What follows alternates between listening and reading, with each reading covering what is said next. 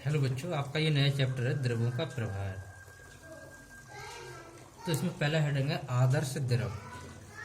तो देखो, जो द्रव होता है उसमें एक परिभाषा दी है आदर्श द्रव की। तो आदर्श द्रव तब होगा जब उसमें ये दो गुण पाए जाएंगे। नंबर एक, शून्य संपीड्यता, और नंबर दो, शून्य श्यानता। देखो, शून्य संपीड्यता का मतलब ये है कि अगर हम द्रव पर कोई दबाव डालें और उसके आयतन में कोई परिवर्तन ना हो, यानी बिल्कुल भी उसमें कोई परिवर्तन ना हो, बिल्कुल दबाए ना हो, ऐसा समझ लीजिए, तो वो कहलाएगा आदर्श द्रव। दूसरा, शून्य श्यानता। श्यानता मतलब ये होता है जैसे हमने गिलास में पानी लिया और चम्मच से इस तरीके से घुमाया तो वो कभी रुकेगा नहीं, घूमता ही रहेगा। अगर इस तरीके के दो गुण किसी द्रव में पाए जा रहे हैं तो वो कहलाएगा आदर्श द्रव। अब ये आदर्श द्रव यानी ये जो दो गुण मैं बता रहा हूँ, ये दोनों गुण शायद किसी द्रव में नहीं हो सकते, इसलिए कोई भी द्रव पूर्णतः आदर्श नहीं होता है। ठीक है।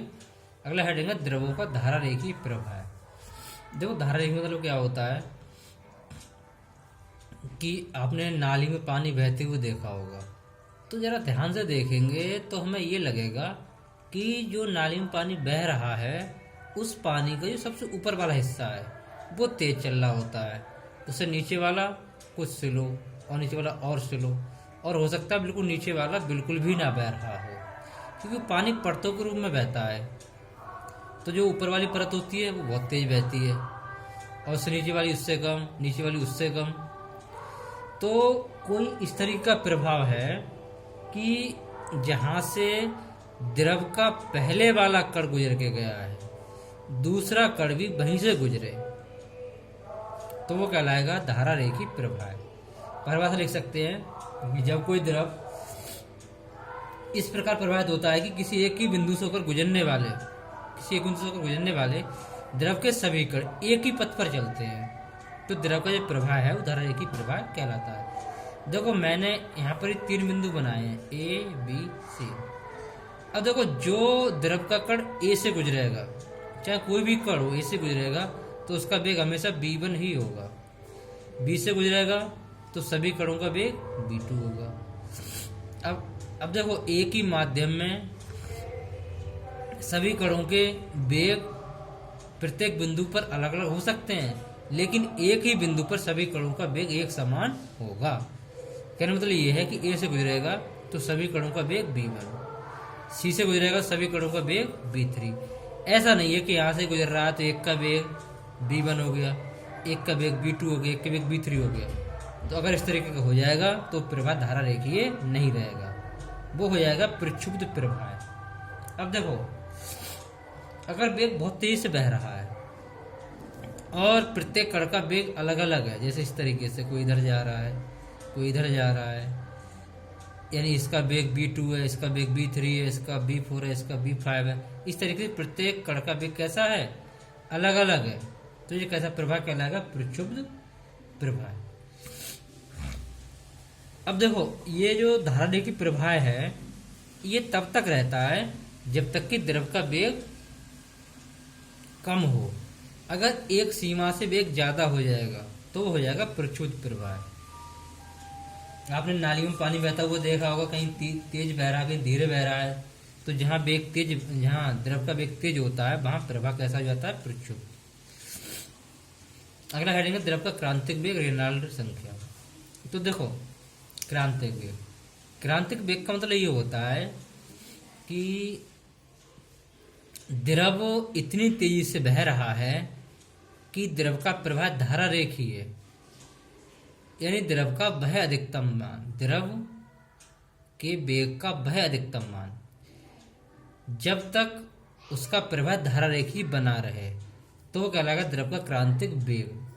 अगर क्रांतिक वेग से मान ज्यादा हो गया द्रव के वेग का तो वो धारा रेखीय प्रवाह नहीं रहेगा, बल्कि वो कैसा हो जाएगा, प्रक्षुब्ध हो जाएगा। देखो, जैसे किसी कमरे से छुट्टी होने के बाद बच्चे बाहर निकलते हैं तो वो एक के बाद एक निकल रहा है, एक के बाद एक निकल रहा है, तो वो बना रहेगा धारा रेखीय। और सब एक साथ भागने लगे, कोई धीरे धीरे जा रहा है, कोई बहुत तेज जा रहा है, तो कैसा प्रभाव हो जाएगा वो प्रक्षुब्ध। तो एक रेनलाल्ड हैं वैज्ञानिक, उन्होंने बताया इसके बारे में, उन्हें प्रयोग करे तो उन्हें ये बताया कि अगर रेनलाल्ड संख्या, इसे कहते हैं आरी, आरी का मान 100 से कम है, यानी द्रव बहुत तेज नहीं बह रहा है, तो एक संख्या दी रेनलाल्ड संख्या, तो रेनलाल्ड संख्या का मान 1000 से कम है, तो प्रवाह कैसा होगा, धारा रेखीय। अगर इसका मान 2000 से ज़्यादा हो जाए तो प्रवाह कैसा होगा, प्रक्षुब्ध। अब 2000 से ज़्यादा कब होगा, जैसे किसी कमरे से हम बच्चे बाहर निकालने हैं, भाई 1 घंटे में बच्चे, सपोज करो 1 मिनट में 10 बालक निकालने हैं और 1 मिनट में हमें 100 बालक निकालने हैं, तो 10 निकालेंगे तो आराम से निकल जाएंगे, और 100 निकालने में जल्दी निकालने पड़ेंगे। तो इसी तरीके से जब द्रव का प्रवाह क्रांतिक वेग से ज़्यादा हो जाएगा तो धारा रेखीय नहीं रहेगा, कैसा हो जाएगा, वो प्रक्षुब्ध हो जाएगा। इसके बाद आता है श्यानता। देखो श्यानता का मतलब ये होता है कि जब द्रव बहता है, किसी पाइप में है या किसी नली में है, तो जो परत सबसे ऊपर चल रही होती है वो अपने से नीचे वाली परत को आगे को ले जाने का प्रयास करती है, और उससे नीचे वाली परत होती है वो ऊपर वाली परत को पीछे खींचने का प्रयास करती है। या फिर आप इस तरीके से समझें, जैसे हमने गिलास में पानी लिया और उसको चम्मच डाल के इस तरीके से घुमाया, तो जो पानी की ऊपर वाली परत होगी वो बहुत तेज घूम रही होगी, सबसे नीचे वाली धीरे, सबसे नीचे वाली और धीरे, या फिर सबसे नीचे वाली सबसे पहले रुक जाएगी। तो जिस वजह से वो रुक रही है वो कहलाता है हमारा श्यान, यानी द्रव का वह गुण जिसके कारण द्रव अपनी भिन्न भिन्न परतों में होने वाली सापेक्ष गति का विरोध करता है। या फिर जो हमने द्रव एक बार घुमा के बंद कर दिया था घुमाना, वो कुछ देर बाद रुक जाता है भाई, तो जिस वजह से वो रुक रहा है वो कहलाती है श्यानता। यानी जिस तरीके से आपने एक घर्षण पाठ पढ़ा होगा, घर्षण में क्या था कि जब कोई ठोस वस्तु किसी दूसरी ठोस वस्तु पर फिसलती है तो उनके बीच लगता है घर्षण बल। इसी तरीके से जब द्रव की एक परत दूसरी परत के ऊपर फिसलती है तो वहाँ लगता है श्यान बल, यानी ठोसों में लगा है घर्षण बल और द्रवों में लगता है श्यान बल। और जितना ही ज़्यादा होगा द्रव, जितना द्रव गाढ़ा होगा या द्रव का घनत्व जितना ज़्यादा होगा उतना ही श्यान बल का मान भी ज़्यादा होगा। जैसे एक गिलास में पानी लिया हमने और एक गिलास में ले लिया शहद और दोनों घुमाया भाई, तो पानी ज़्यादा देर तक घूमेगा और शहद कम देर तक घूमेगा, सही है। इस तरीके से शहद की श्यानता ज़्यादा हो जाएगी और द्रव की श्यानता, पानी की श्यानता कम हो जाएगी। अगला आता है वेग प्रवणता, श्यानता उपरांत। तो देखो वेग प्रवणता, वेग प्रवणता का मतलब ये होता है कि कहीं पर द्रव बह रहा है, ठीक है, तो जो उसकी ऊपर वाली परत है वो बहुत तेज चल रही होगी और उसके नीचे वाली परत कुछ धीरे चल रही होगी। देखो जैसे इस तरीके से मैंने परतें बनाई हैं इस तरीके से, ठीक है। अब वो ये वाली परत, ये वाली परत और ये वाली परत, तो ये वाली परत तेज चल रही होगी ऊपर वाली और ये वाली परत धीरे चल रही होगी। तो जैसे जैसे ये अवलंबित दूरी बढ़ती जाएगी वैसे वैसे परत का वेग कम होता जाएगा, तो इसे कहते हैं वेग प्रवणता। यानी जैसे जैसे ये अवलंबित दूरी बढ़ती जाएगी वैसे वैसे वेग में परिवर्तन होता जाएगा या वेग कम होता जाएगा, उसे हम कहते हैं वेग प्रवणता। सूत्र इसका होता है डेल्टा बी बटे डेल्टा जेड। डेल्टा जेड का मान जितना ज़्यादा होगा वेग प्रवणता उतनी ही वेग उतना ही कम होता जाएगा, ठीक है। दूरी जितनी ज़्यादा वेग में परिवर्तन उतना ही ज़्यादा। मात्रक होता है इसका सेकंड इनवर्स, विमा होती है टी माइनस, याद कर लेंगे। अब देखो ये जो द्रव है ये बह रहा है, इस दिशा में बह रहा है, ठीक है। तो इन परतों के बीच एक बल कार्य कर रहा है। जैसे ये वाली परत तो आगे की ओर जा रही होगी, ये परत इस वाली परत को भी आगे को ले जाने का प्रयास कर रही होगी, लेकिन ई वाली परत इस पर पीछे की ओर बल लगा रही होगी। इस बल की वजह से इस वाली परत का भी वेग कुछ कम हो जाएगा और इस वाली परत की वजह से इसका वेग कुछ आगे की ओर बढ़ाएगा।